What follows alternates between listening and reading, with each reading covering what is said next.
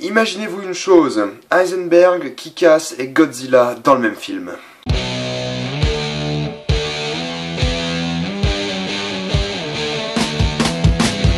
Alors Bryan Cranston est dans le film, notre cher Heisenberg joue dans Godzilla, et c'est un scientifique qui découvre justement ce phénomène Godzilla, et c'est un très bon acteur, il a largement fait ses preuves, et j'aurais aimé en voir un peu plus de Bryan Cranston, c'est dommage, car ce n'est pas le personnage principal du film. Le personnage principal du film c'est Aaron Taylor Johnson, que vous connaissez sûrement pour son rôle dans Kick-Ass, et Aaron Taylor Johnson joue un personnage super plat, sans aucune émotion, un personnage classique. C'est un boy scout d'Hollywood, tout simplement.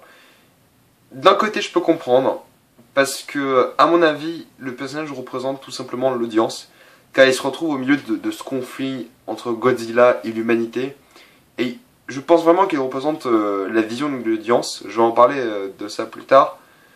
Mais sinon, en tant que personnage, pour une histoire humaine, il est vraiment complètement banal. Il a vraiment rien pour lui. Mais si c'est le cas, donc qui représente l'audience, pourquoi faire de lui un militaire? Parce que l'audience ne veut pas s'identifier au personnage. C'est juste une excuse scénaristique pour le mettre au milieu du conflit en disant que c'est un militaire, mais ça aurait pu être un personnage lambda dans sa vingtaine qui se retrouve en plein milieu de la ville où il y a Godzilla, tout simplement. Sinon, le reste des personnages est très cliché, mais réaliste, donc ça marche. Ce sont en général, c'est un casting généralement avec de bons acteurs, donc les personnages en soi, ils sont tous classiques, mais c'est pas ce qui nous dérange le plus. Avant de parler de notre kaiju préféré, parlons un peu des effets spéciaux. Les effets spéciaux sont tout simplement incroyables. C'est vraiment... Je sais pas quel autre film peut sortir cette année et avoir des effets spéciaux plus impressionnants que Godzilla.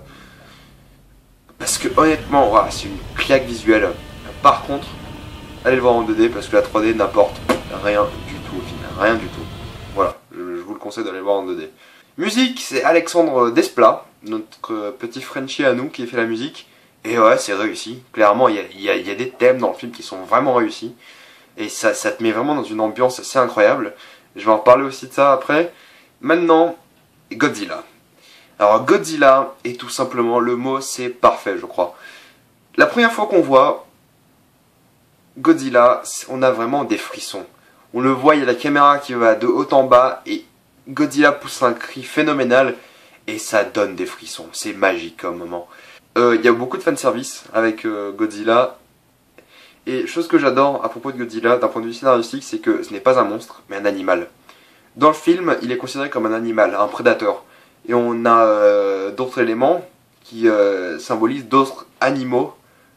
Du coup, j'aime bien que c'est un côté assez naturel, c'est le cas de le dire, où Godzilla représente donc un prédateur. Et un prédateur a besoin de proie, tout simplement.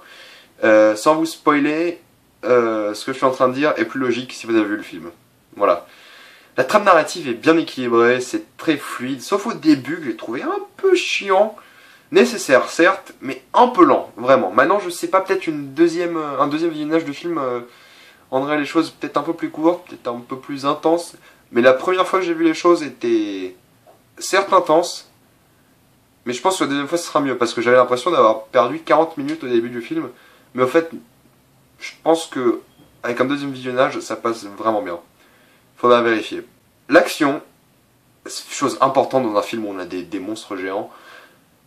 C'est parfaitement réalisé, il y a des scènes qui sont tout simplement incroyables et parfaitement réalisées. Gareth Edwards a fait un travail magistral.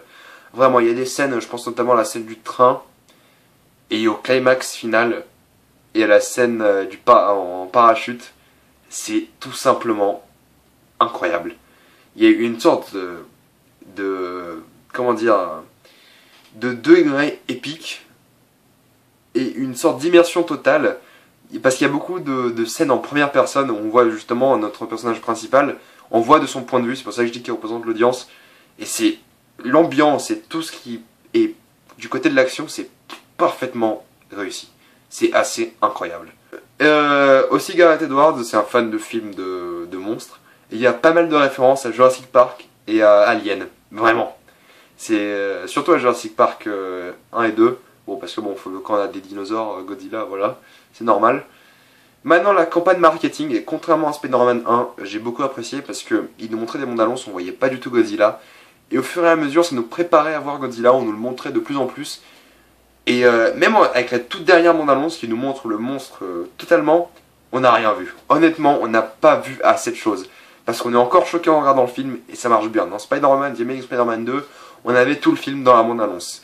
Et il y en a qui sont pleins que j'ai spoilé le film avec les extraits de manière critique, mais en fait, c'est la bande annonce, tout simplement. C'est juste la bande annonce qui était trop spoiler.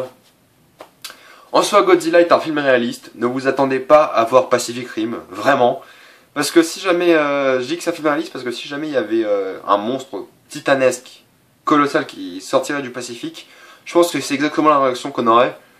Et j'adore toujours dans Godzilla, le truc le plus classique et le plus bête, sauf dans le film de Roland Emmerich, c'est cette métaphore de l'homme contre la nature. Et j'adore la conclusion qu'ils ont donnée à la fin. Et honnêtement, c'est du très bon divertissement. Si vous n'avez rien à voir au cinéma, Godzilla saura vous divertir.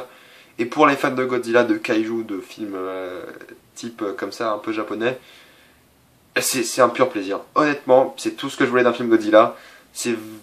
Je ne suis pas du tout déçu. Pour le moment, je crois que c'est l'un des meilleurs films qu'on ait vu cette année. Pour ceux qui l'aiment, bien évidemment. Pour un gros blockbuster américain comme on les aime.